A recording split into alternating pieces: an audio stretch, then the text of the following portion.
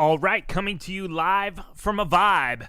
What the fuck's going on? How the hell is everybody? This is the QTR podcast. Stoked to be here today. It is September. Well, it's the end of September. I don't know what date it is, and who really cares? Because we've got George Gammon with us today. First and foremost, this podcast is brought to you by my patrons. Patrons are people that sign up and donate a monthly recurring sum to help support the podcast. I'm going to shout out my patrons. I'm going to give you the 2 rules for today's podcast, and then we will be on our merry way. First and foremost, I want to shout out my exclusive gold and silver providers over at JM Bullion. I love these guys. It's the only place I buy my gold and silver bullion from. They have done over $3 billion in sales. They turn around my orders very quickly. They ship discreetly. They've just been professionals across the board. And it's been the only place I've ordered gold and silver bullion from for like 2 years now, or a year and a half. And I'm very happy with that. I don't feel the need to go elsewhere. I love working with them. And QTR podcast listeners have their own rep there. You can email Laura, Laura, at jmbullion.com, and she would be more than happy to help you out. If you would rather talk to a person instead of rooting through inventory on a website, by the way, their inventory is always robust, even when a lot of other bullion dealers don't have inventory. But maybe you are brand new to buying gold or silver bullion. Laura is a wonderful resource. She would love to help you out to get started. JM Bullion, the link is in my podcast description, and you can email Laura at any time. This podcast also brought to you by my friends over at the Steam Room, the Sang Lucci and Wall Street Jesus Steam Room, for which I have a new script, which I am wholly unprepared for. Let's see if I can find Charlie Bathgate's email here. Here it is. All right, Charlie, what's going on? We're also brought to you by the Sang Lucci Master Course. How about that shit? That's what I meant to say. The next live Sang Lucci Master Course starts October 19th. Simply put, the Sang Lucci Master Course is your ticket to a professional-grade trading education. It includes over 23 classes of instruction, 2 months of community platform access, that's cool, and support and lifetime access. There is nowhere else in the world where you can learn equity and options trading, tape reading, trading psychology, and flow trading from 4 professional traders with over 100 years of combined experience. Learn more at sanglucci.com/MC, and the link to Sang Lucci is in my podcast description. By the way, I talked to Lucci on my last podcast about the master course. It's just a wonderful value. I think it's $3,000, but for 23 classes, and it's something like a week long, well worth it. And the guys know what they're doing. I mean, simply put, they're honest people. They understand the markets well. They've been doing it for a decade. I've known them for a decade. They've been doing it for more than a decade. I've known them for a decade. So check out the Sang Lucci Master Course and, of course, the Steam Room, which is a wonderful piece of software that gives you great insights into the options market. This podcast also brought to you by my friends at the Doomberg Terminal. Doomberg is really, to be honest with you, one of the brand new Substacks that I constantly read, of course, other than my own. But seriously, the Doomberg Terminal has had some wonderful insights over the short time that it's been a thing.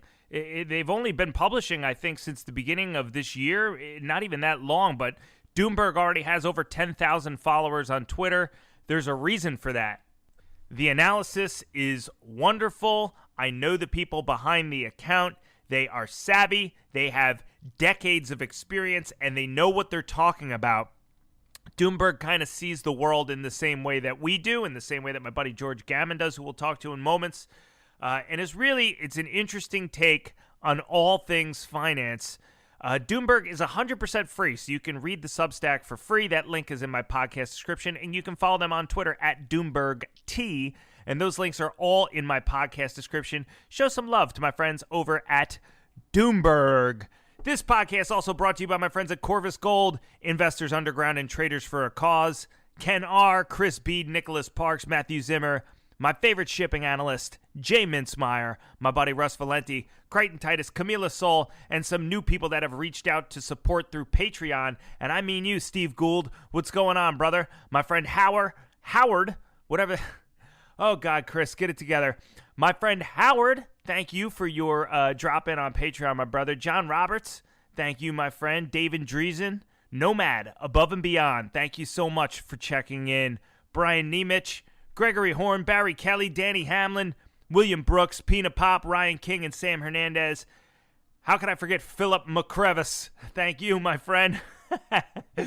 Brittany Geidel, and some patrons that have been with me for a minute, like my friend Will, my buddy. I don't know if you want me to say your last name, Will, so I won't, but Will something 94. I appreciate you, brother. John Edwards. My buddy Lawrence Lepard is a patron. Thanks, brother. I appreciate that. Jeff Barnes, Peter McAuslin, my friend Jay, Ray Myers, Mike Gallup, and Ed Roop.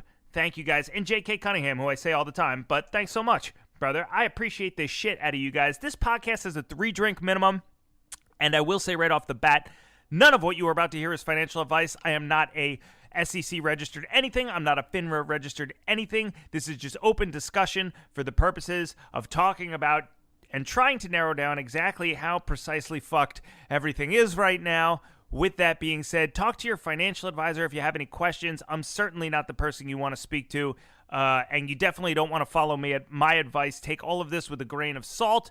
Blah, blah, blah, blah, blah.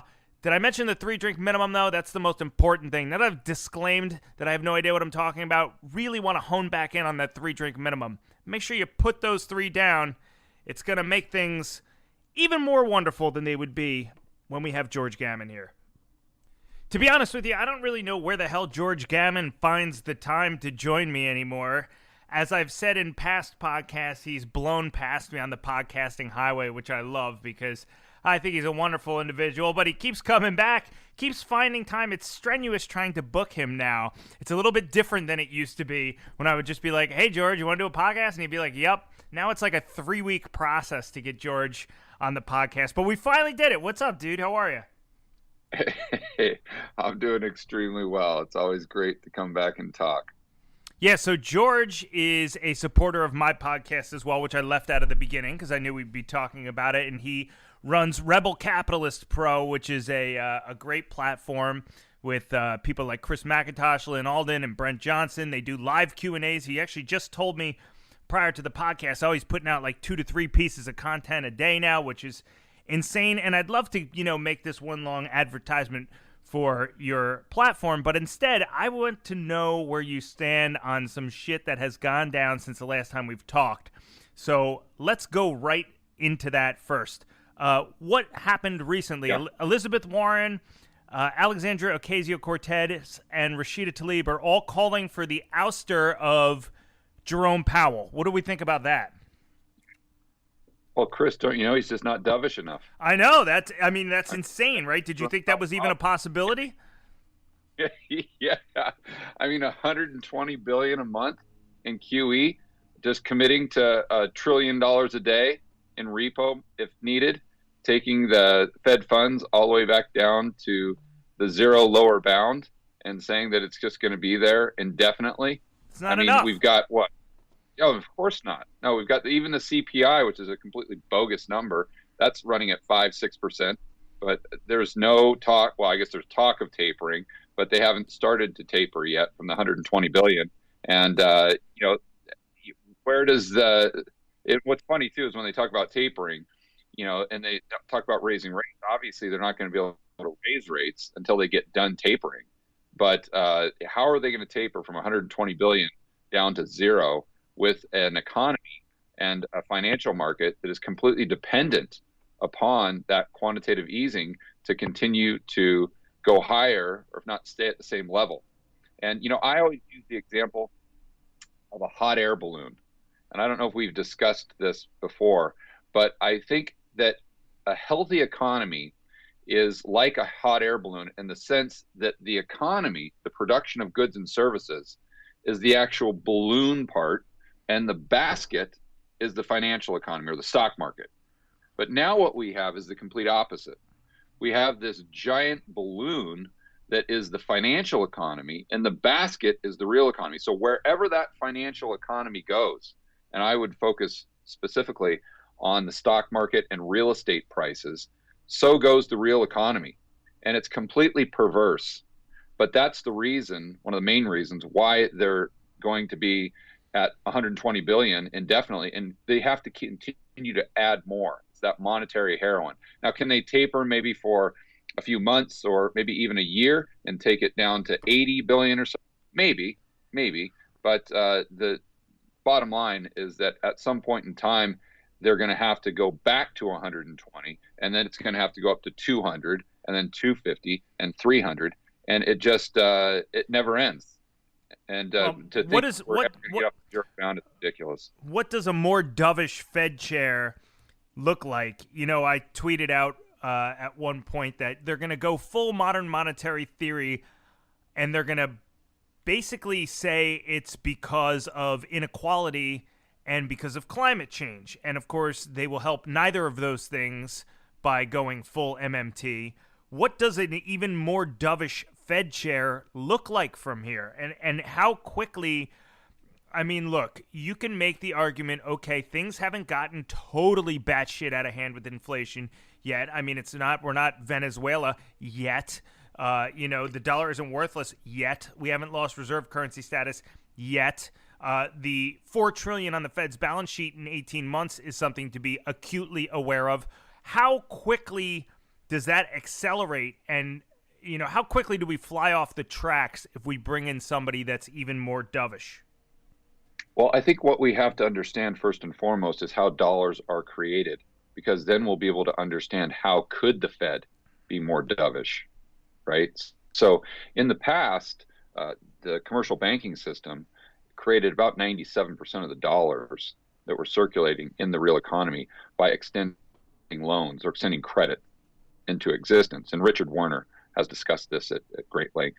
But now what we have is this hybrid system where if you look at the middle of 2020 or so, you can see commercial bank lending has actually decreased. So in a world where we didn't have this deficit spending being monetized by the Fed, you could see some serious deflationary pressures there, especially in asset prices. But now what we have is the federal government spending, let's call it $4-5 trillion last year, and I'm assuming they'll do the same this year. They say it's only going to be $3 trillion, but yeah, let's wait till the beginning of 2022 and look back and see what it is. But that's all deficit spending.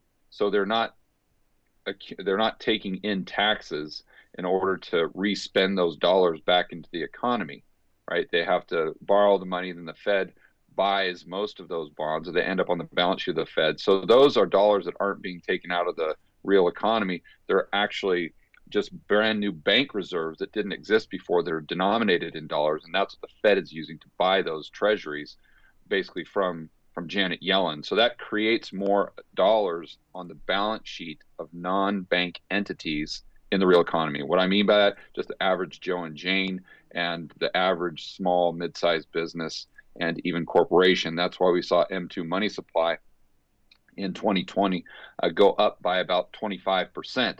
But in that world, the Federal Reserve is still dependent upon a third party, if you want to call it that, the government, in creating more dollars or creating this inflation or being more dovish in the sense that it's getting more dollars onto the balance sheet of these non-bank entities in the real economy. So how would the Fed take control of that? Well, they have to have a central bank digital currency, because that's the only transfer mechanism to get these bank reserves that they actually can create that are denominated in dollars actually circulating in the real economy. Because without that transfer mechanism, then all they do is just, let's say they can buy $100 trillion worth of mortgage-backed securities if they existed, and they just create the bank reserves. But that's really just a balance sheet transaction between the commercial bank and the Fed. It doesn't really incentivize the bank to go out in the real economy and create more loans. It's just an asset swap, like my buddy Jeff Snyder always says. So if we all have an account at the Federal Reserve, just like your listeners and you and I may have an account at Wells Fargo or Chase or Bank of America, then we have an app on our phone. So we have direct access basically to spend bank reserves that the Fed puts into our account. So now all of a sudden the Fed can have far more control, if not total control, over the amount of dollars that are being created in the real economy, let's just say through stimulus checks or through reducing lending standards even further than they already are for mortgages, for credit cards, for auto loans, as an example.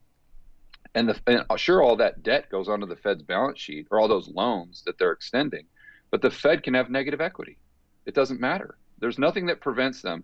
They can be technically insolvent, and that doesn't prevent them from creating more bank reserves to do more quantitative easing, or creating more bank reserves to put into your account or into the account of uh, whatever group in the American population is favored at the time by XYZ political group, right? And that, so whether it's Elizabeth Warren, whether it's AOC, whether it's Bernie Sanders, whether it's any of them, if they want the Fed to be quote unquote more dovish to create, let's say, equality, the only way the Fed can do that from a technical standpoint is through a central bank digital currency. That's why I think the probability is high we see that in the future.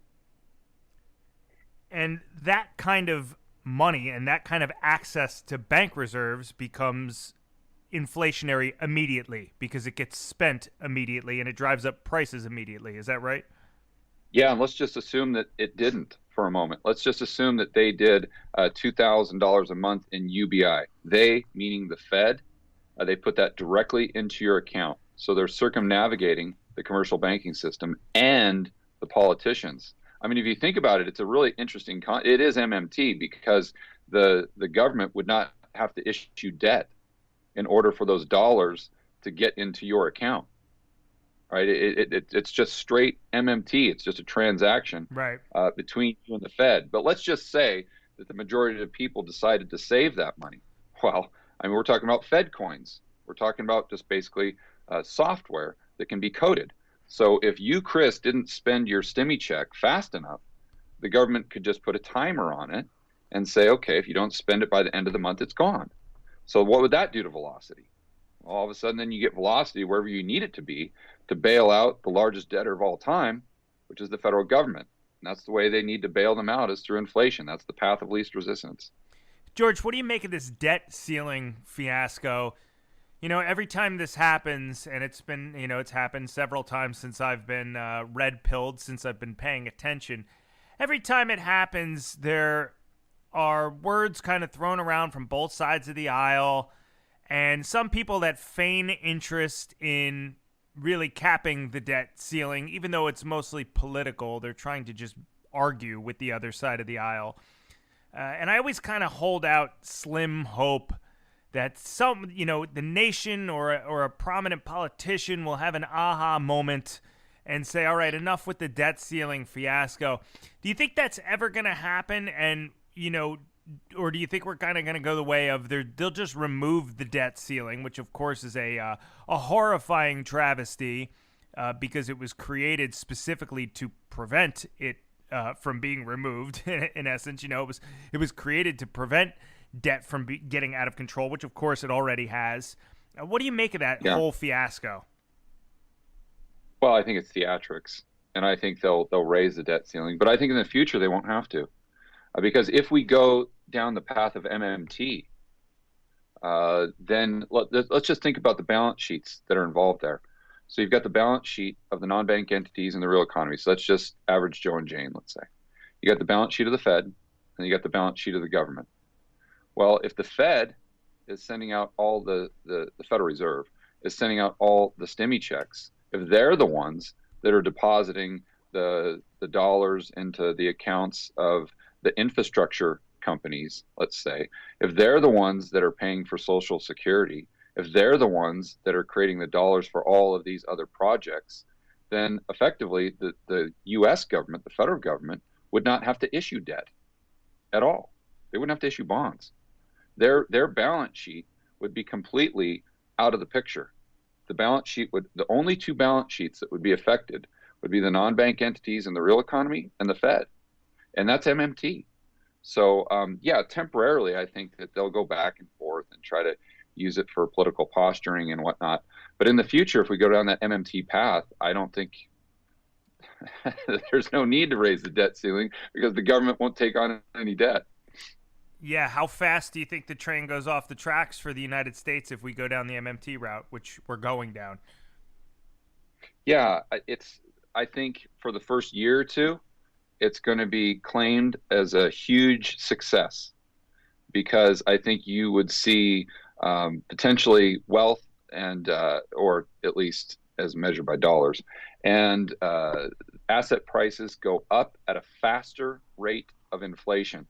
But then what happens is the tide turns. And once the tide turns, like our buddy Schiff always says, once the inflation genie gets back in the bottle, you cannot get her back in. And that's exactly what we saw in Weimar Germany with the hyperinflation they had there. Most people don't realize that the seeds of the hyperinflation in Germany were actually sown in 1914 when they started increasing their money supply in order to go to World War I. And then when World War I was done, most of the countries said, okay, no more money printing. But the Germans continued to print money at a rate of about 65% per year, or excuse me, so at a rate of expanding their money supply by 65% per year. Okay. And their rationale was, hey, listen, asset prices are going up faster than the rate of inflation. So sure, we've got some high inflation. It might be 10%, it might be 15%, but who cares? Because asset prices are going up by 20% or 25%. So we've basically created a free lunch where all we have to do are print these pieces of paper, these marks, and everyone's just going to get rich. We're going to eradicate poverty. And then I would also like to point out that from 1920 to roughly 1922, in the middle of 1922 or so, the mark actually appreciated in value against gold. It appreciated in value. Now think about that. Does that remind you of anybody? Does that remind you of any currency right now? Yeah. So if you're someone that's living in Germany, I mean, talk about whistling by the graveyard. You're seeing in 1922, you're seeing the value of your fiat currency appreciate against gold and most likely the dollar, the US dollar, right? While unbeknownst to you, in a year's time, that same fiat currency will quite literally be toilet paper. You see, most people think that they just went from 15% inflation to 30 to 100 to 1,000 to a billion to a trillion. And, yes, goods and services went up in price, but relative to other currencies and relative to gold, they thought they had performed an economic miracle. And there are a lot of countries that thought they did the same. I mean, if you look at Germany, they were like the pinnacle of what an economy could be in like 1920 and 1921, just before the whole house of cards started to collapse in on itself. And that's kind of the number that you look at with their money growth with their what would be M2 today. They're increasing at about a 65% clip, compounded from 1914 to 1922. And so what we did in 2020 was our money supply measured the same way. And I'm not saying M2 is accurate. I'm just saying, trying to compare apples to apples, was at an increase of 25%. So we're not there yet, but especially if we go down this MMT path, to your point, I think it's highly probable that we increase the money supply by 50 or 60% per year. But like Germany, I think we're going to have a couple years where it feels great. Right. And all the Keynesians and all the MMT people, all the AOC, the Elizabeth Warren, the Stephanie Keltons, the Moslers are pointing at people like you and me and maybe Schiff and saying, oh, look at these stupid Austrians. They're worried about, a fiat currency, about the Federal Reserve just creating money out of nowhere. They thought, they just didn't understand that the United States is a currency issuer, right? Not a currency user. These dumb rubes, these knuckle draggers. And they're going to say that for a year, 2 years, who knows? And then the game of musical chairs will be over. I love when people make the argument that Austrians just don't understand the system, when really the problem is Austrians do understand the system. I can't tell you, there was an old Peter Schiff debate he did on MSNBC a long, long time ago. It's on YouTube. You can find it. Maybe it's 10 years ago. where he's talking about inflation. And of course, good old Peter is talking about the expansion of the money supply when he says inflation. And, one of the Keynesians, who I think was like a Princeton or Penn PhD or finance professor, starts to lecture him. Hey, Peter, there's this little thing that we learn about in the first year called velocity of money. Blah, blah, blah, blah, blah, and she's talking in that fucking tone of voice. Like, Peter Schiff doesn't understand what the fuck velocity of money is. It's like, moron, it's not fucking us that doesn't understand the system. It's you that doesn't understand the system. You know what I mean? You understand half the picture. The Austrians understand the whole picture. Sure, we understand the Keynesian's argument and the Keynesian kind of thought process when it comes to being able to print unlimited amounts of money. And it's that exactly that gives us cause for concern. And so, you see a lot of this with the pandemic, too. I had people, I know I said on a past podcast, not to shift fucking gears like a 20-ton dump truck here, but, I had somebody on a past or on Twitter, rather, when I was talking about ivermectin, send me the debunking of the Egyptian study that was in the meta-analysis that was, cited by everybody when it came to ivermectin, and send me that in a message or a tweet somewhere and be like, the problem is you haven't seen this. And I'm like, the problem is you're just seeing it, and I saw it 3 weeks ago when it came out, and I've already read all the responses and, factored it into. So the problem sometimes isn't, that we're like grossly misinformed. The problem sometimes, if you think the system is fucked, is you can see it and you can understand exactly where the flaws are. And I'm not saying we know everything, George, because we don't. But it's funny, to think that some people think like, oh, the problem is we just don't get it. We just don't get velocity, right? Yeah, I really get a kick out of people who say that, because it just goes to show their ignorance. And that's why I always tell people, I think whether it's with economics or with, I guess we're not on YouTube here, so we can call it COVID. You got to know what you don't know. Well, we're not on YouTube now. yeah. But you got to know what you don't know. And very few people do. So let me give you an example. Let's go back to velocity. And I think this concept applies to what you're talking about with COVID as well. So how do we get velocity? Well, it's just a simple equation. You just take GDP and you divide it by the money supply, right? And that's how you get velocity. But that assumes that, one, GDP is accurate, but it also assumes that the money supply is accurate. Well, there's a problem there, because what they're measuring is the dollars, or are the dollars that can be measured. Well, what about all the dollars that are created or exist in the shadows? Yes, what about those? the euro dollars that are in existence or being created or destroyed at any given time?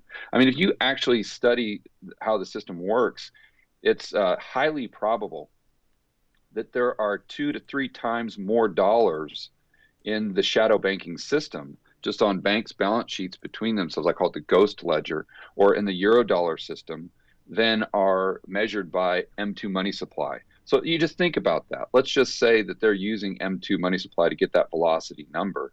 But let's just say that M2 only measures 25% of the pie, right? Well, if that goes up, let's say by $1 trillion, but it's only 25%, well, the other 75% could have gone down by 4 trillion. And on net balance, you have fewer dollars circulating in the global economy, maybe even in the U.S. economy when you consider the bank's balance sheets. And they're circulating, chasing goods and services, that should go into that velocity calculation. And so if you adjust, as an example, let's look at times where we've had high velocity and low velocity. If you look at the 1990s, we had a very high velocity, relatively speaking. Okay, well, we're not including all of the dollars that were created or destroyed in the Eurodollar system. And the same thing from, let's call it 2002, especially after 2008, all the way to where we are today, where you've seen velocity as measured by the Federal Reserve go straight down. But again, that's only using 25% of just as an example, that's only using 25% of the total dollars that are in existence. So how can you be so sure exactly what velocity is to the point where you can point at all the Austrians and tell them that they're just stupid Right. and they don't get it? No, no, no, no. It's you that doesn't get it. And from the standpoint of they don't know what they don't know. Yes, it's a great point that you finished, that you concluded while I was in the middle of taking a sip out of my tea, which is why there was an awkward 2.5 second pause there that I will not be editing out because that's part of the charm of my podcast, my laziness. But I think you're 100% right. And the Eurodollar system, if you want to remind my listeners, because I know we've talked about it before, those are just dollars created by financial institutions overseas. Is that right? Yeah. Yep. Those are dollars that is out of the purview of the Fed. They don't know they exist. They can't quantify them. Nobody really knows if there's a bank in the Cayman Islands, as an example, that creates a $1 trillion loan and gives it to Evergrande, as an example, to bail them out or something. Those dollars are the Fed doesn't know about those, and Right. those dollars could come back into the U.S. economy. They could be on the balance sheets of banks between themselves, because when banks settle, it's not just at the Federal Reserve with bank reserves. J.P. Morgan can settle with Wells Fargo, and they can have an internal ledger mechanism where one bank is extending credit to the other. Well, those are dollars that have been created. So how do you account for those? And the answer is they can't, and they don't. And so therefore, when you look at velocity, you kind of have to take it with a grain of salt. And if people who don't acknowledge that, it just shows that they don't really understand the scope of what they're talking about. Yeah, let's stay on the topic of our completely rigged financial system that has been manufactured and built for benefit of elites and the rich only. And I want to ask you about, we had 2 Fed governors resign over the last week. Robert Kaplan, who was, quote, an active buyer and seller of stocks, quote, in 2020 per the Wall Street Journal. By the way, this fucking guy was buying and selling lots of more than $1 million each in S&P futures, George. So when I make jokes about the Fed buying S&P futures, I always thought it would be the New York Fed desk, buying them through like Goldman Sachs. So it turns out it's Robert Kaplan in his fucking E-Trade account or whatever, buying S&P futures, buying S&P futures with his left hand and sending an email to Jerome Powell with his right hand with commentary on, which direction monetary policy should go. And you had Right. Boston Fed President Eric Rosengren, who, quote, made frequent or substantial trades in 2020, quote, that is according to Reuters. Rosengren was trading in REITs that hold mortgage-backed securities, which, of course, the Fed has been buying. He made as many as 37 separate trades in 4 REITs, while the Fed purchased almost $700 billion in mortgage-backed securities. Let's just talk about this. And Powell owns millions. Powell with the muni bonds. Yeah, he owns Powell's millions muni of dollars bonds, in same municipal thing. bonds. Right, exactly. So let's just talk about this for a second, okay? Kaplan resigns. Rosengren resigns. I love Rosengren too. He's like, I got a kidney problem. He's been on the kidney transplant list. I hope the guy gets better, but he's been on the fucking kidney transplant list since summer of 2020, and he didn't resign in 2020. He was too busy trading. Now all of a sudden, oh, my kidney hurts. Okay, fine. Again, hope he gets better. Don't want anything bad to happen to anybody. But the point of the matter is, doesn't Jerome Powell need to resign here too? I mean, not only did it break that he owned the municipal bonds in a joint account that, the Fed was involved in purchasing, or similar ones that the Fed was involved in purchasing, but he has overseen this whole circus, right? So ostensibly, you would think that Jerome Powell would be the tone at the top, as they say for corporations, that would wrangle these people in every once in a while and say, hey, nobody's fucking buying S&P futures today, right? And, even if he did that and they lied to him, all right, fine, but he's at the top here. And in addition to participating, I don't know. I wrote a piece on my blog, Fringe Finance, basically suggesting that Powell should resign as well. What are your thoughts on this whole thing? And let me lead you right here, as you know, an attorney would do in a courtroom, by asking, isn't this undeniable proof that the rigged game is far more disgusting and pornographic than we've ever thought? Yeah, I mean, I think it's obvious. If you don't start, if your base case is not that politicians have an insatiable lust for power and will only pursue their own self-interest, and the majority of them are the dregs of our society. And when I say politicians, I'm including the central planners at the Federal Reserve or the Treasury. I mean, I think that I had a quote the other day, I think you're lying to yourself more than they are lying to you to get your vote in the first place. That's a great quote. And I mean, should Powell resign? Under principle, I would say yes. But then if we zoom back or zoom out a little bit and say, okay, well, maybe the devil we know is better than the devil we don't know. Because it's not like the next Fed chair is going to be as pure as the driven snow. And especially when you have the political narrative that is echoing throughout our entire country right now, not only with the Fed becoming more dovish with the central bank digital currency, all the things that we discussed earlier, but also with the just full attack on our freedom and liberty as individuals in the society. Maybe Powell's the best bet, because we know that he's most likely going to be relatively moderate, but who knows? I mean, I think you could have an argument for both, but from a principle standpoint, yeah, absolutely. Well, what about the idea that in addition to being paid a salary, a modest salary, people in Powell's position and people like Nancy Pelosi, whose husband managed to dabble in call options before Microsoft won a government contract, I'm sure completely coincidentally. What do you think of the idea of like making sure that they only take all of their funds and put it into some type of account that all it does is maybe keeps up with inflation? It guarantees you to pay whatever inflation is plus 50 basis points, and that's it. No trading, no nothing, like nada, nothing else. I think term limits would be a good solution or something to explore. But, I think we need to understand that more rules or regulations aren't really the long-term solution. And just getting better people in government, sure, I don't think is the long-term solution. I think what is the long-term solution is reducing the power and size of the federal government, because then you're going to get different people that apply for those positions.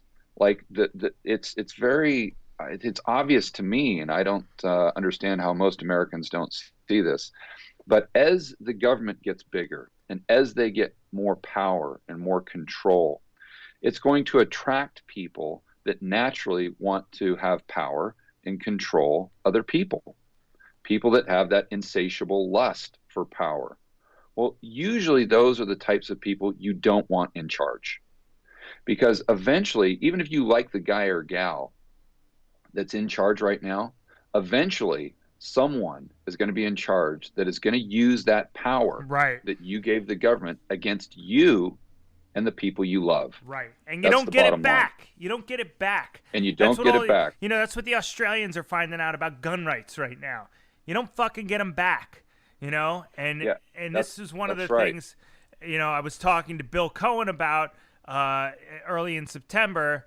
I'm sure you listened to that podcast because you sent me a message on September 13th, 2021 that says, quote, this is a verbatim direct message you sent me. Quote, next time I come on, remind me to smash that dude's, quote, arguments, quote, who was literally mocking freedom at the end of your interview. That shit really gets me fired up. And one of the things we were talking about was Australia. They relinquished their right to guns, and now look at what's going on in Australia. People are getting fucking beaten by police left and right for not wearing masks. Hey, it's for your health, George.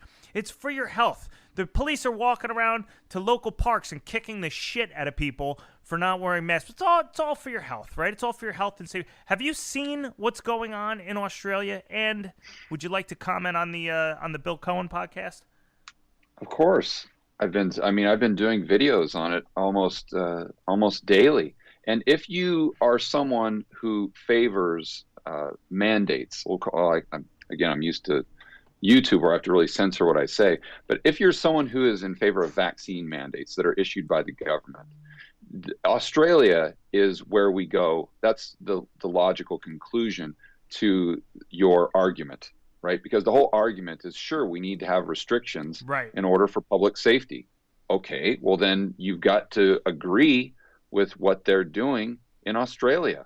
And I'd like to add a personal story, not my personal story, but one I read yesterday on my YouTube channel of an Australian citizen that was actually granted permission to leave. And I don't think most Americans know that if you're in Australia right now, you can't leave. Right. It's not just that they're locking you in your house and you're only allowed to leave an hour a day. And beating the shit out of you.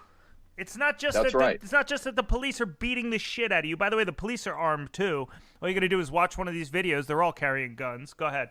Well, it's because they replaced the police with the military. That's why they replaced the police with the military. But you can't leave. Only under special exemption can you leave. And of course, who do you get the exemption from?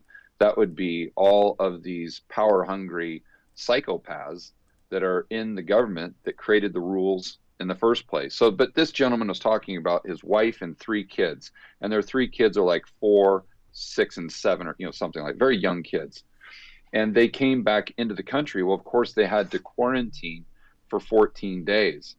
And their experience was mind-boggling. I mean, to the point where the military, or whatever they're calling them in Australia, they would not only check on them throughout the day just to make sure that they didn't, walk outside for a minute and get a breath of fresh air, because, that would be the end of the world as we know it. But they are also checking up on them at 2, 3 o'clock in the morning.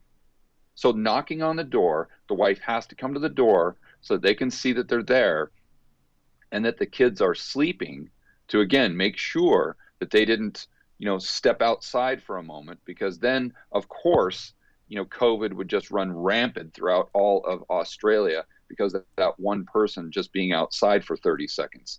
They also went to the some other extreme measures inside the little apartment they had them quarantining in. They wouldn't allow them to have certain utensils. Okay, why? Is that some sort of I know why. COVID restriction? Why? Why do you think? I don't know. Because they don't want them to be used as weapons. The same reason you don't get them in prison. Oh yeah, I didn't even think about that. And then Are they you wouldn't fucking let them serious? use. You didn't really think of that? What did they? No. What did they not want them to have? Knives? Steak knives? I don't know what it was. They just said certain utensils, and then they wouldn't let them. They wouldn't let them run the microwave oven either. Yeah, here's a spoon and a butter knife. Good luck, rising up against your government with those. Yeah. So so I wanted to just tell that quick story and then remind Americans that those Australians are not allowed to leave right now. And so then you have the Australians in Perth, as an example, where they don't have these lockdown measures, and they're saying, oh, it's not that big of a deal because we can go outside here in Perth. We can go to the restaurants, we can go to the cafes, we can go to the bars. So if those people over on the east side of Australia, if they would have just locked down even harder at the beginning, if we just had even more government and more control over our lives, then they would be in the same position that we're in, to where they are allowed to actually go outside and live their life. But what they're not including in that analysis is the fact they can't leave. Right. They can't leave. So let's go back to East Germany when they had the Berlin Wall. Were the restaurants open? I think so. Did they have a cafe? Did they have a bar? I would guess they did in Germany. They're pretty fond of a beer every once in a while, but they couldn't leave. So did they really, truly have freedom? And another thing I want to point out on that note, Chris, that I think most people just don't really think through is the Australians really get fixated on the fact that they have very few COVID deaths. They say, well, we've only had 1,000 COVID deaths, and you in the United States and all your stupid freedom and liberty, you have 600,000. So we're doing so much better, quote unquote, than you are. Right. But see, what they're doing is they're making the mistake of calculating COVID deaths instead of years lost. That's what you have to calculate. That's because correct. Let's think this through. The average age of someone who dies from COVID in Australia is 82 years old. Let's just give them the benefit of the doubt, okay, and say that they had another 5 years to live. And then let's just say that we adjusted their numbers to where they had the same death rate as we have here in the United States for the entire population per 100,000. Okay, well then they would have about 50,000 deaths. Okay, so let's times that by 5 years, because that's the average amount of years lost for that 82-year-old person, giving them the benefit of the doubt, assuming they're going to live to 87. That would be 250,000 years lost. Okay, but in order to save that 250,000 years, you've got to lock people in a cage and not allow them to leave and take all of these draconian measures and basically take their life away from them for at least a year. And let's just say that you did that, or that's been done with half the population. Well, Australia's 25 million people. That would be 12.5 million people that have lost 1 year of your life. So what they've done is they've said, look, we've given people 250,000 years, but we've taken 12.5 million. Now, how on earth does that make sense? Especially when you look at the fact that you are taking life and years away from the young and giving them to the old. Well, this is why you always got to look behind the headline, right? When you're talking about, let me unpack both things. First was disarming the public, right? What the left sees is they see Alex Jones on Piers Morgan going, 1776 will rise again. I don't know if you remember that interview, but Alex Jones just losing his fucking shit. And people saying, oh man, these gun advocates are really unhinged, total maniacs. And while that may be true in his case, the point that he's trying to make, and arguably why he's so fucking fired up to begin with, is because he understands the concept. We will not relinquish them. Because once he does relinquish them, you don't get them back. That's it. It's game over going forward. Not in the year 2100, not in the year 2200. We're never going to, not in the year 3000. You won't get them back. And so, the point is important enough to be delivered with some gusto, probably just not, like that. Dude probably drank half a bottle of whiskey before he went on CNN. I mean, maybe, now that I think about it, it might not be the worst idea.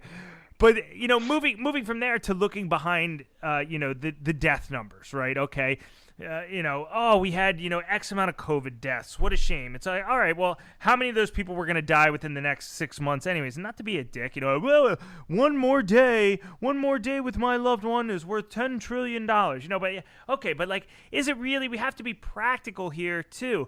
And one example of, you make a great point, okay? We have to look at years lost instead of correct. The numbers that fit the narrative that you're trying to push out. One of the pieces I wrote on my blog earlier this month had to do with a study that called into question the hospitalization numbers, George. Because I saw it on Zero Hedge. Yeah, hospitalization numbers are often called into question, right? Those are not called into question, but they're paraded out as the end-all be-all. Here's why we need to lock down again. Hospitalization numbers are up, right? And that's always, they display it on CNN all day, every day. And so what this study revealed here, and I'm sorry because I'm kind of doing my research as I'm on the phone with you instead of doing it prior to being on the phone. Okay, so what this study called the COVID-19 hospitalization metric in the pre- and post-vaccine eras as a measure of pandemic severity concluded was that and this is preprint, right? So not peer-reviewed yet, nearly half of people hospitalized with COVID have mild or asymptomatic cases. So it's like, okay, well, how does that happen? And The Atlantic actually wrote an article about it too that said there are many COVID patients in the hospital with fairly mild symptoms who have been admitted for further observation on account of their comorbidities. And then another portion of the patients in this tally are in the hospital for something unrelated to COVID. So it's like, all right, before we flip out about, who's in the hospital, how many hospitalizations there are, and then look what happened this past week with fucking what's-her-name running off set of The View, minutes before she was supposed to interview President or VP, well, soon to be President Kamala Harris. Anna Navarro was told by her producer while The View was taping, and the video clip of this is out there. I wrote about it on my blog. But the producer says, hey, Anna's got to get off stage and Sonny's got to get off stage, and these two women, and nobody knows what's going on. There's this dumbfounded air around them. What happened? Okay, well, we're going to go to the interview of the VP. And the producer yells, well, no, we're not. And they're like, wow, what's going on? Oh, it turns out, George, she got a positive COVID test. Dun, dun, dun. Instant death, right? COVID is waiting around the corner with a gun to shoot the vice president, right? And so... they found out that night that it was a false positive. She took 2 more tests. She took 1 PCR test and 1 antigen test, and they both came back negative. And so another piece I looked at was, and wrote about last week, was how many of these PCR tests are coming back as false positive. Some studies say up to 16%. Other studies say up to 50%. And how much chaos do those false positives create? And are we looking at that chaos and counterintuitive kind of consequences when we do an overall risk reward of all of this nonsense and hysteria that we're drumming up about COVID? And I don't want to monopolize the conversation, but just one more example. Friend of mine has a son, all right, who had a soccer game, a 10-year-old son who had a soccer game that was canceled because one child on one team, all right, out of 50 kids had been, quote, exposed to COVID. That's what the email said. We've had a child that's been exposed to COVID. We need to call off the game, like it's fucking Ebola, all right? So they go through this big thing, and all the parents go through all this hysteria. There's like an online forum where they all chat with each other, and people are, who is it, and who did he see, and are the parents responsible, and I can't believe we got to change the schedule, and this, and that, and the other thing. And after they were all bitching and moaning at each other, and all hell breaks loose for 48 hours, it comes back, the child tested negative. Oh, thank God, he's going to live. He's going to live, George. It's a miracle. But the point is, how much fucking chaos are we drumming up out of nowhere because of all this stuff? I think people have to compartmentalize what's happening with COVID and put it into like 3 buckets, right? So I think the first bucket is people, and I think they just naturally do this, they look at COVID in terms of the risks. Okay. And then the next thing they do is they look at the vaccine in terms of benefits. That would be the second bucket. But those are the only 2 buckets they look at. And what I want to go into later on in the conversation is the third bucket, which I think is most important, and that's to think about the government and what the government looks like now and what it could look like in 3 to 5, 10 years if we move forward with all of these mandates and restrictions. So let's back up a little bit, because what you were talking about is the first bucket where people are looking at COVID in terms of the risk. I saw a study, and it was actually from Bill Maher. I think he got it from the New York Times, and I think you'll find this interesting. And it'll help you understand really the hysteria that we see in the United States and in Australia and other places in the world, where they did a poll, and they broke it down into Democrat, Republican, Independent. And let's just assume for a moment that most of those Democrats that were polled, they're your average CNN viewer, right? That's probably pretty likely. They asked them, what are the probabilities of you having to go to the hospital if you test positive for COVID? 41%, Chris, 41% of the Democrats thought that the possibility or probability of you going to the hospital if you get COVID was over 50%. Over 50%. When that number is really about 1 to 3, right? And that's not even adjusting really for age and your health and comorbidities and whatnot. So what we're dealing with here is a certain section of our population that doesn't see COVID as a little worse than the flu. And I'm not saying that COVID is something you want to get. Right. Absolutely not. COVID is not the flu. It does different things. If at all possible, you want to avoid getting COVID. Correct. That's for sure. But it's not brain cancer. Right. And that's how people are treating it because of all of the misinformation and anti-science, quote unquote, that's out there that's being perpetuated by the mainstream media just because they have this agenda. And I think that study really is a perfect example of this playing out right in front of our eyes. So is it any surprise that mother at the soccer game was freaking out, or this person on The View was freaking out, or you drive down the street and you see someone walking their dog and there's not another person within 500 yards, but yet they're wearing 5 masks. Right. Or they're driving their car and they're wearing a face shield with no one else in the car. It starts to make more sense. So I don't know how you combat that type of misinformation, but I think it kind of plays into what people should think about, in my opinion, in that third bucket.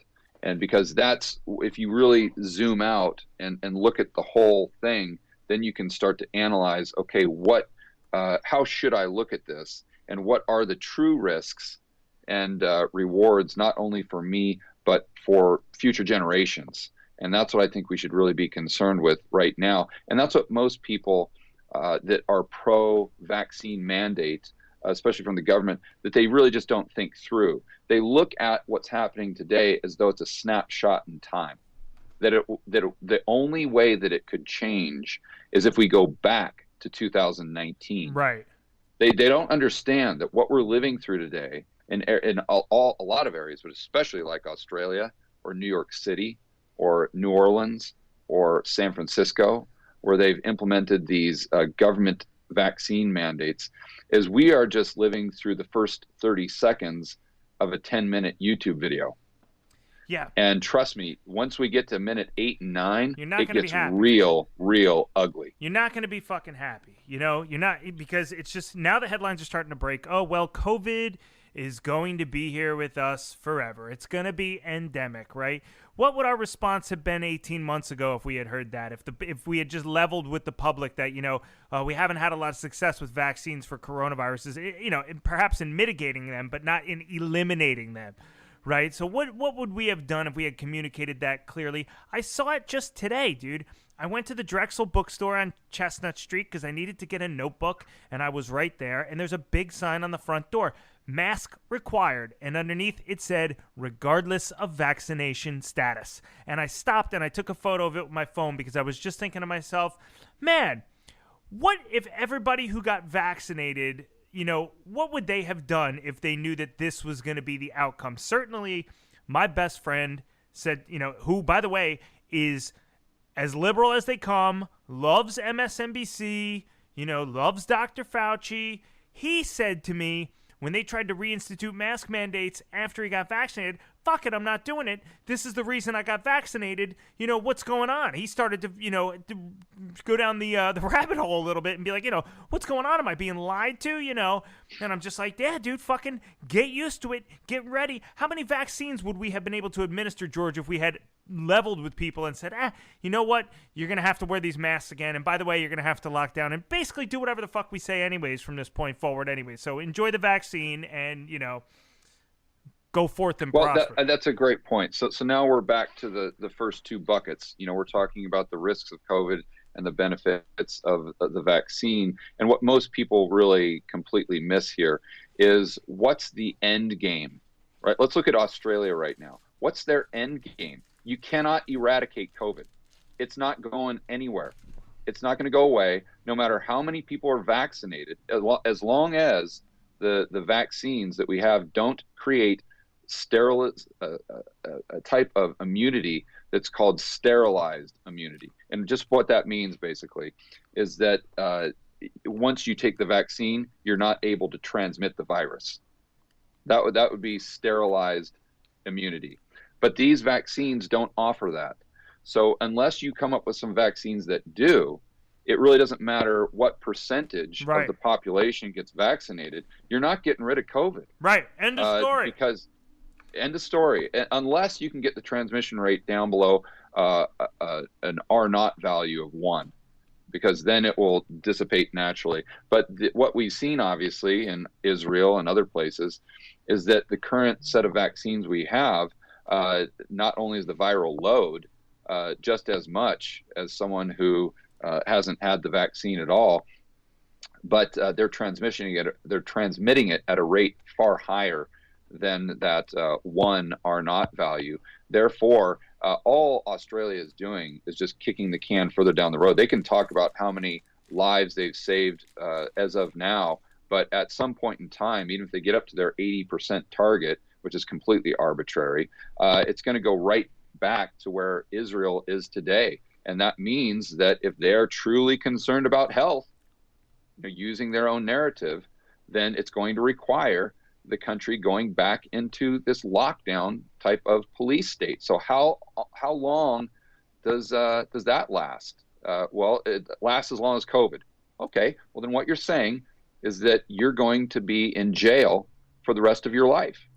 And you need to be okay with that. Right. Because it's quote unquote saving lives. And people need to understand that. People need to understand that. That's right. They need to understand that either you rip the Band-Aid off now and do what, at least has been done in Florida, Texas, to a certain degree, Arizona, and I'm talking about other countries, or you just decide to live in a totalitarian police state for the rest of your life. And how many years does that steal away from people? I mean, how many people would go to prison for 3 years and say that they didn't lose 3 years of their life? Right.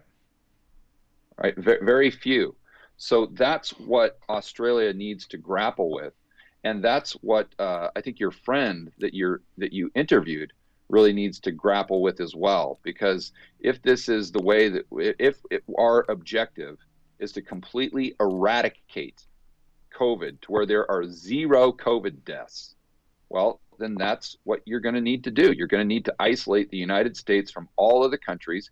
You're going to have to isolate states from states, cities from city, and you're going to have to go into this perpetual on and off lockdown totalitarian police state for the rest of our lives. It's just not practical. It's like thinking we can turn off the fossil fuel plants tomorrow and there's going to be no consequences, or that maybe we'll get there. We'll reduce fossil fuels and we'll put in wind and solar, but it's got to take place over some, time, decades, right? It's got to be thought out. It's got to be calculated. Same with COVID, maybe we'll get there. And by the way, there are some sources that are saying this will mutate over and over and over again until it becomes the common cold, and it will actually, decrease in severity. But let's just say that's not true. We have to think out practical, common sense solution. What's the risk reward going to be versus putting everybody in prison? Go ahead. But when people are calculating that risk reward, I think what most people fail to calculate is the risk of giving government that type of power and control. Right. And so your buddy that you interviewed, one of his rebuttals to you, if my memory serves me correctly, was basically, well, we have seatbelt laws, so why shouldn't we have vaccine mandates? Right, that's exactly what he said. So, okay, well, let's think about that. That would imply that just because we have some laws in the past that means that all laws moving forward are justified and beneficial. Yeah. Would anyone in their right mind argue that? Let's go back and remember that we had laws in the books in the 1920s that favored eugenics. So does that mean that if we have laws today that come out in favor of eugenics, that they're good because we had them in the past? Right. And another example of this that I'd like to give you is people who argue for vaccine mandates. They always say, "Oh, well, we had them in the past." I mean, look at the Supreme Court. The Supreme Court backs up. Yeah, look at polio. Mandates. Look at polio, George. What do you want everybody to have but polio? let's look at well, first of all, that goes back to the sterilized immunity thing, because those polio vaccines have sterilized immunity. So that's you're comparing apples to oranges right there. But let's go back to the Supreme Court. So the case they're referencing, Chris, is one going back to 1905. It was Jacobson versus Massachusetts. And this is where the Supreme Court ruled in favor of Massachusetts, that this guy would have to pay a fine, which was like the equivalent of $100 in today's money, because he didn't want to get the smallpox vaccine for religious reasons. So everyone goes back to that and say, well, see right there you go. The Supreme Court favors it. So why shouldn't New York or San Francisco, why shouldn't the federal government come out and force every single American to get a vaccine? Okay, well, but see, what they don't realize is they're just proving my argument, and my argument being that be very, very careful how much power and control you give the government, because in 10 or 20 years it'll come back and bite you in the rear end. So let's fast forward, Chris, to 1927, and another Supreme Court case, and this was Buck versus Bell. And the Supreme Court, actually, in the United States, right here, they came out in favor of eugenics and said that it is legal to use forced sterilizations, because the Supreme Court justice said that we wanted to reduce, and this is a quote, we wanted to reduce the amount of imbeciles that were breeding, therefore producing more imbeciles that the rest of the U.S. citizens would have to deal with in the future. Okay, so what did he use as a reference point to make that judgment? Jacobson versus Massachusetts in 1905. Right. You see where this goes, people? This is the slippery slope I'm talking about. So yes, you may be in favor of a vaccine mandate today, but you don't understand that could take us straight to eugenics in 10 or 15 years. Right. People don't get that that's the path they're putting us on. Another thing they don't understand, Chris. And you don't go back, George. You know, you don't go back until millions of people are killed. Right. Or you have some sort of atrocity. And that's why I always feel like people don't give inflation its due. They don't give it its its due in terms of how dangerous it can be. And this is the same thing, these types of legal precedents and the government kind of taking certain civil liberties. You don't go back. There's only one way to go, and that's backed into a corner until you force a big, volatile move in the other direction, which turns into civil unrest, the likes of which most people, never would think of. So you don't go back. So why relinquish it now? Why dance around inflation now? Why play with fire? Or why give the government that type of control when you know damn well that they're going to use it against you and your family and everything you love in the future? And that's what people see. Let's go back to Germany in the 1920s. Let's say that they would have come out with a vaccine mandate. Okay, is that more dangerous or less dangerous than the German government in the late 1930s coming out with a vaccine mandate? I would say that I don't like it, but it's less dangerous. But you have to add that component of risk into the equation. Right. So let's look at the government today. Let's look at what's happening in Australia. Let's look at what's happening with the World Economic Forum. Let's look at what's happening with the IMF and these global elite and the direction they're going. That should tell you that the risk is the risk of giving these people the power to say that you have to inject a foreign substance into your body is the equivalent to the risk of the German government saying that in 1935, in my opinion. And people need to open, and even if they think the probability is lower, they have to admit that the probability is far greater than zero. And most people, that's not even cognizant when they're going through a simple cost benefit analysis. You know, what another thing that makes it completely obvious is most of these people that argue for a vaccine mandate, you know, they would be proud of the fact that they are not racists, right? And they would be proud of the fact that they stood up, or maybe obviously they probably weren't alive, but philosophically, they would stand up against Jim Crow laws. Well, what is happening right now in New York City? Well, let's just think this through, right? The government is coming in and saying, business, it is illegal for you to serve a certain portion of the population. How is that any different than Jim Crow laws? Especially when that certain portion of the population is predominantly people of color, because it's predominantly people of color who are unvaccinated. You know, that's right. That is the irony here.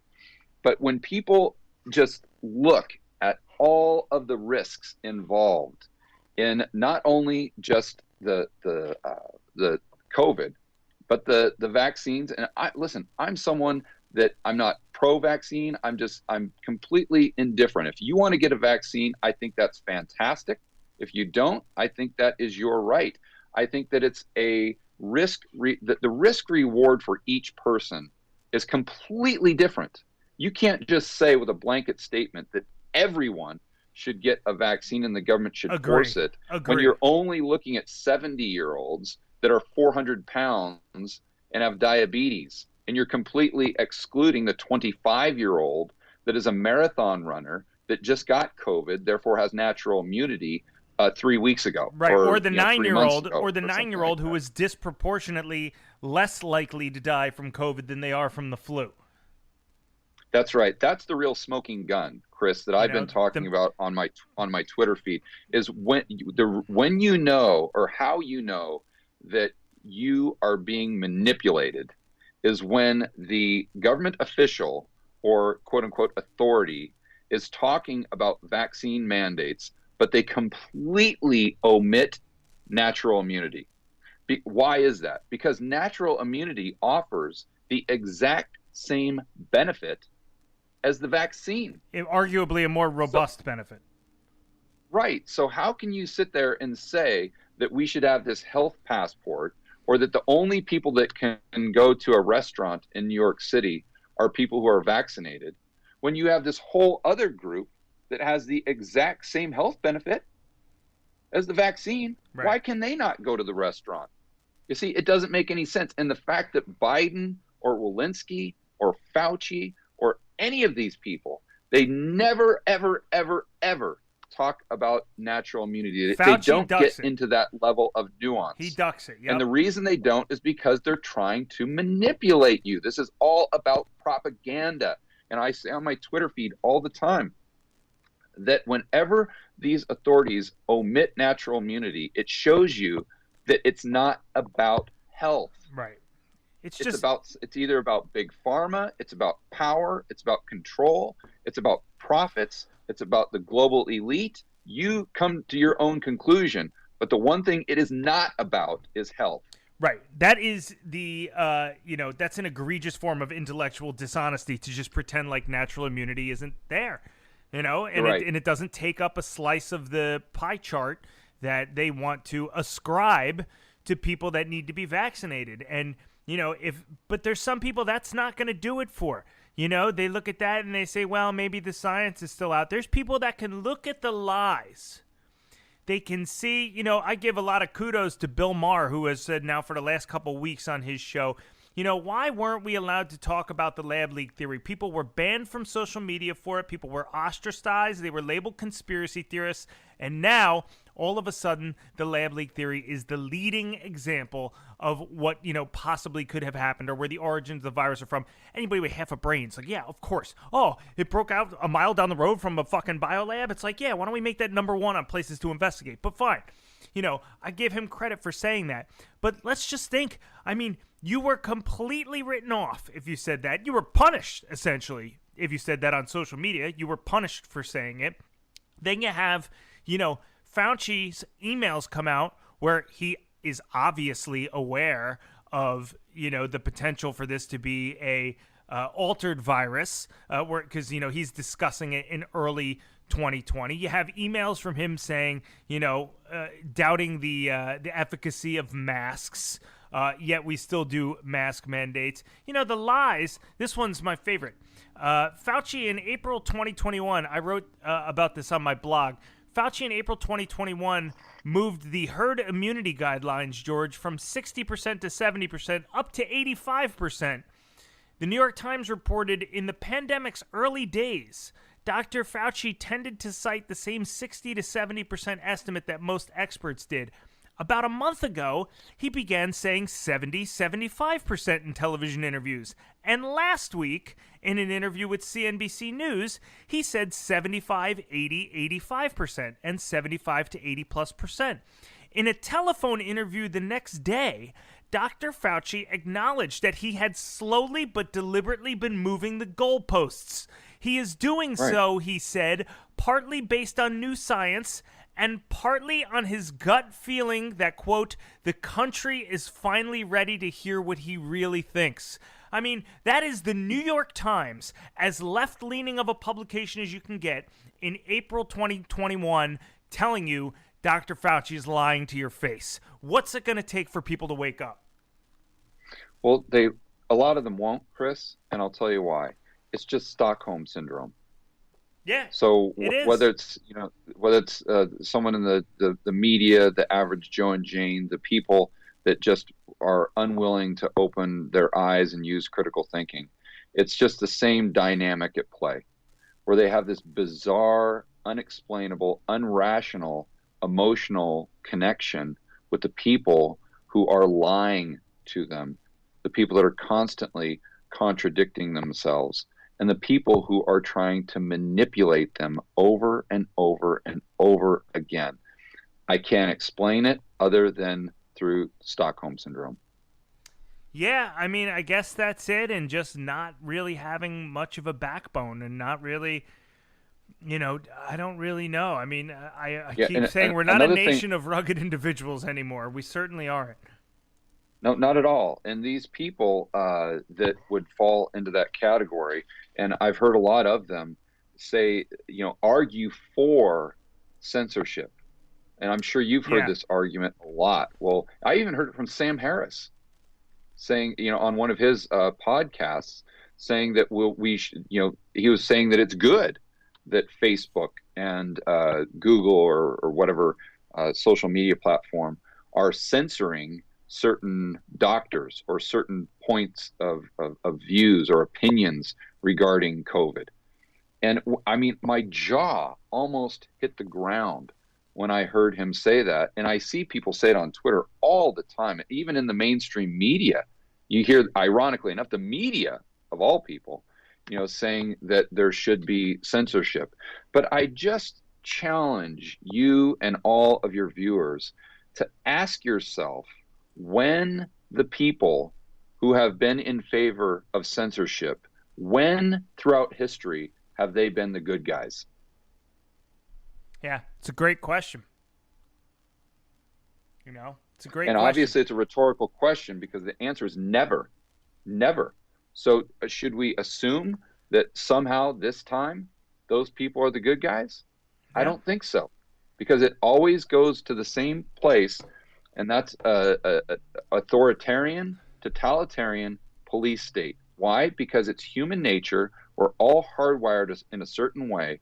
And if you give the government, like we were saying earlier, that much power and control, you're going to attract sociopaths that have an insatiable lust for the power and the ability to control other people. Yeah, and just to go back to Bill Maher, one of the arguments he made about why people shouldn't have been censored about the lab leak theory is essentially the argument that, the thinking process, the process of determining, arriving at an objective truth has to be somewhat of a free market process, which I agree with, which is... Oh, you mean the scientific process? Well, no. What you're describing is ironically the scientific process. But all these people that are arguing for censorship, they say that they are following the science. Right, well, but they don't trust when you're antithetical to the scientific process. Right, they itself. don't trust that the scientific method is going to weed out the worst practices and arrive at the best practices or the truths, right? But I mean, his broader point, which is a point I make all the time, which is, you have to take all perspectives, all arguments, and kind of allow free thought and Socratic method and question and answer to kind of arrive eventually at best practices, at objective truths, whatever. And he made that point, and I think that's for somebody like Sam Harris to say, oh, it's good to be censoring people, it's good not to consider certain points of view, even if 99 times out of 100 they are the outliers on the far outside of the bell curve. The 1 out of 100 times they're not going to be. And so, just to go back to your go ahead. I'm sorry to cut you off there, but it just proves the point that freedom is, we should prioritize freedom over safety. And it's not that safety isn't important. It's that freedom is more important. And that's another thing that people really miss, because I don't think they've studied history. Let's go back. I mean, you're talking about Jones going off on Piers Morgan about 1776. But let's go back to 1776 for a moment. Let's go back to the Revolutionary War. Did you know, Chris, that most of the Americans referred to the Revolutionary War as a civil war? I did not. The reason they referred to it as a civil war is because you had a significant portion of the American population that was sympathetic to the crown. Right.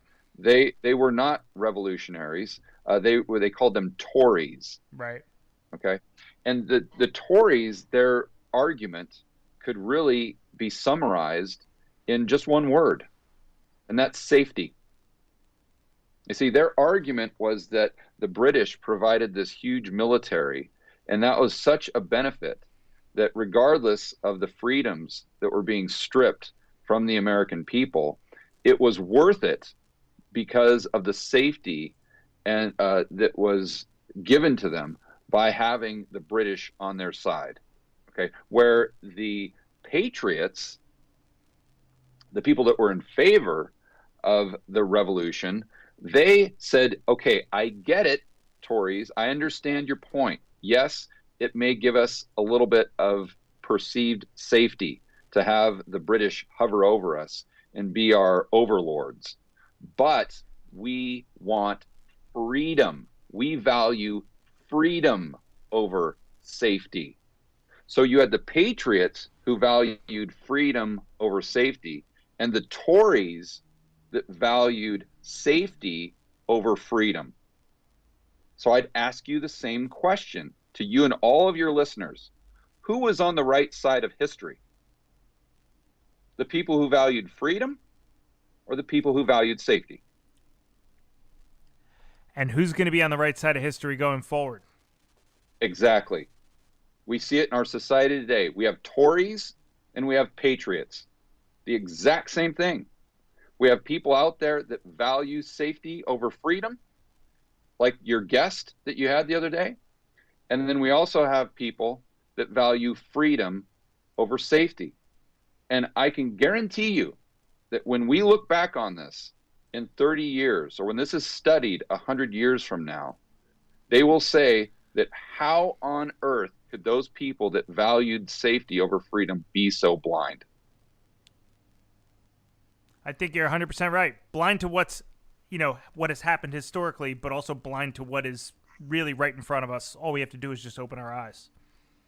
That's right. And the way that you can predict the future is by understanding what has happened in the past.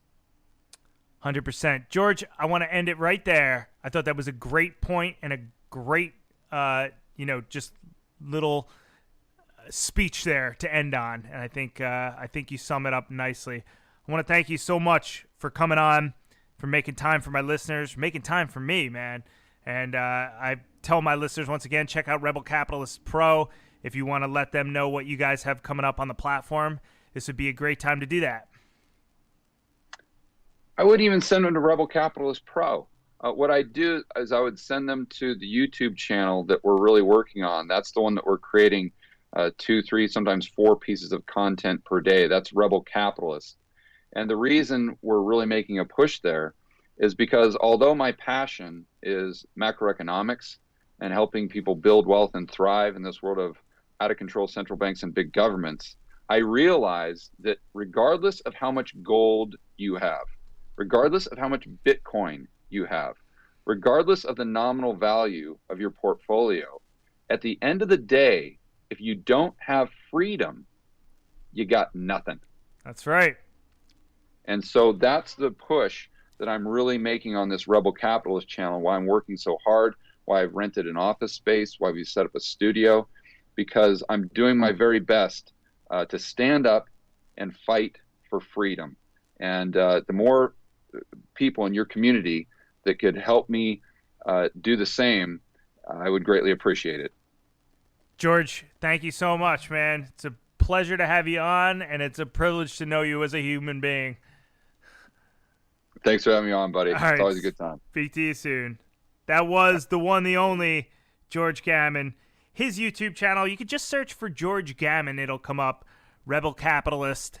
And he's got like 330,000 subscribers. Wonderful channel. Super informative. His videos are always like go-tos for me. And his intro video is him sitting next to some flowers. And I used a photo from that for one of my YouTube thumbnails. And somebody commented once, is that George Gammon sitting at the economy's funeral? Because if you go onto his channel, the first video is always like, hello, I'm George Gammon. And he's sitting there and he's got this fucking like bouquet of flowers next to him. It's pretty funny. Love George. Love my listeners. Thank you guys so much. If you haven't already, check out my blog. I referenced a couple pieces in this podcast called Fringe Finance, quotheraven.substack.com. Link is in the podcast description. Would love to see you over there as well. But for right now, I am the fuck out of here. Peace.